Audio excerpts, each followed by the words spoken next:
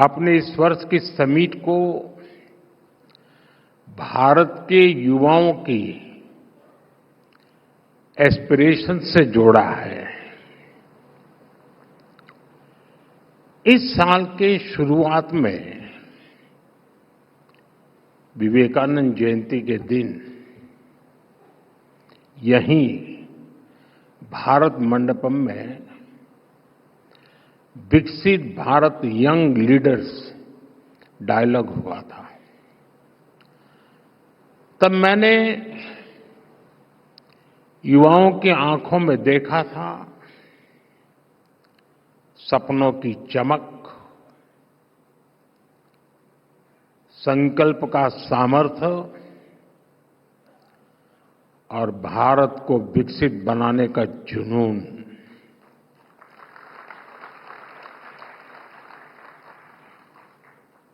Twenty 47 तक हम भारत को जिस ऊंचाई पर ले जाना चाहते हैं, जिस रोडमैप को लेकर हम चल रहे हैं,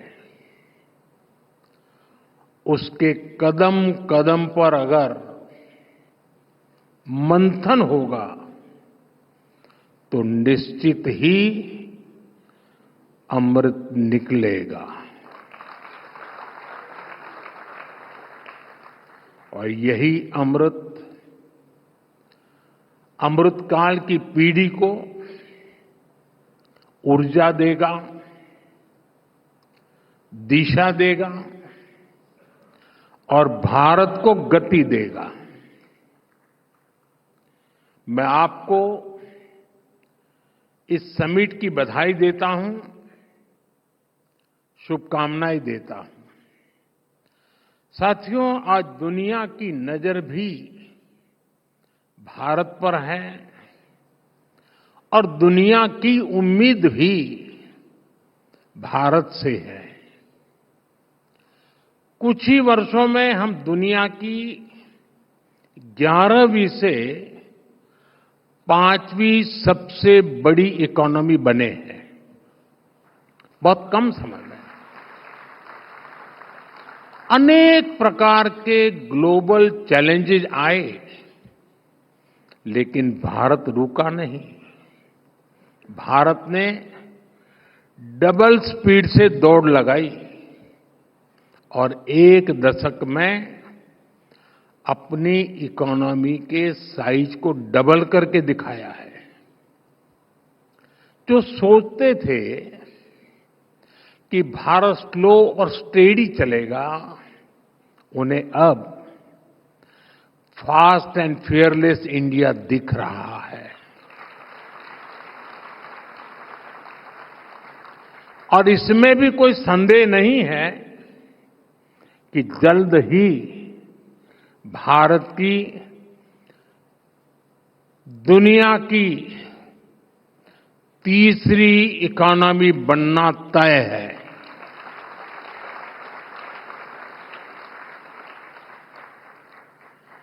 ग्रोथ की इस अभूतपूर्व स्पीड को कौन ड्राइव कर रहा है?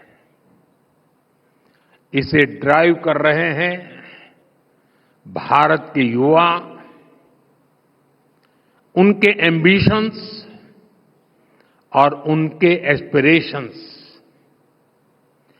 युवा भारत की इन्हीं एम्बिशंस और एस्पिरेशंस को एड्रेस करना आज देश की प्राथमिकता भी है। साथियों, आज 8 अप्रैल है। कल परसों ही साल 2025 के 100 दिन पूरे हो रहे हैं। 100 डेज 2025 का पहला पड़ाव। इन 100 दिनों में जो निर्णय हुए हैं, उनमें भी आपको युवा एस्पिरेशंस की ही झलक दिखेगी। साथियों, इन 100 दिनों में हमने सिर्फ फैसले नहीं लिए, हमने भविष्य की मजबूत नींव रखी है। हमने पॉलिसीज से पॉसिबिलिटीज की राह खोली है। 12 लाख रुपये तक की इनकम पर टैक्स, थैंक यू, इसका सबसे बड़ा फायदा हमारे यंग प्रोफेशनल्स और एंटरप्रेन्योर्स को मिल रहा है।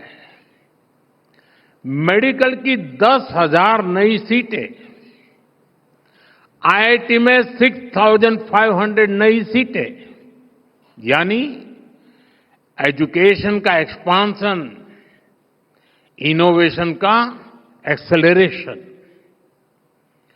50,000 नई अटल टिंकरिंग लैब्स, यानी अब देश के हर कोने में इनोवेशन का दीप जलेगा और एक दीप से जले दीप अनेक। एआई और स्किल डेवलपमेंट के लिए centre for of excellence, youth को मिलेगा फ्यूचर रेडी बनने का मौका। 10,000 नई पीएम रिसर्च फेलोशिप। अब आइडिया से इम्पैक्ट तक का सफर और आसान होने वाला है। जैसे स्पेस सेक्टर खोला गया, वैसे ही अब न्यूक्लियर एनर्जी सेक्टर भी ओपन किया गया। इनोवेशन को अब सीमाएं नहीं, समर्थन मिलेगा। गीग इकोनॉमी से जुड़े युवाओं को पहली बार सोशल सिक्योरिटी का कवच दिया जाएगा। जो पहले दूसरों के लिए इनविजिबल थे, अब वे नीतियों के केंद्र में हैं। और एससी, एसटी तथा वुमेन एंटरप्रेन्योर्स के लिए 2 करोड़ के term loan. Inclusivity is not just a promise, it's a policy. इन सभी निर्णयों का सीधा लाभ भारत के नौजवानों को मिलने वाला है, क्योंकि जब युवा आगे बढ़ेगा तभी भारत आगे बढ़ेगा। साथियों, इन 100 दिनों में भारत ने जो किया है वो दिखाता है कि भारत रुकने वाला नहीं है। भारत झुकने वाला भी नहीं है। भारत अब थमने वाला भी नहीं है। इन 100 दिनों में भारत दुनिया का चौथा ऐसा देश बना जिसने सैटेलाइट्स की डॉकिंग और अनडॉकिंग की क्षमता हासिल की। भारत ने सेमी क्रायोजेनिक इंजन का सफल परीक्षण करके दिखाया। भारत ने 100 गीगावाट सोलर कैपेसिटी का ऐतिहासिक पड़ाव पार कर लिया। भारत ने 1,000 मिलियन टन कोयला उत्पादन का रिकॉर्ड बनाया। नेशनल क्रिटिकल मिनरल मिशन की शुरुआत हुई और इन्हीं 100 दिनों में कर्मचारियों के लिए 8वें वेतन आयोग गठित करने का निर्णय हुआ। किसानों के लिए खाद पर सब्सिडी में बढ़ोतरी का फैसला हुआ।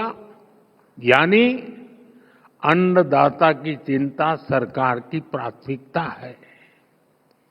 छत्तीसगढ़ में 3 लाख से ज्यादा परिवारों ने एक साथ नए घरों में गृह प्रवेश किया। स्वामित्व योजना के तहत 65 लाख से अधिक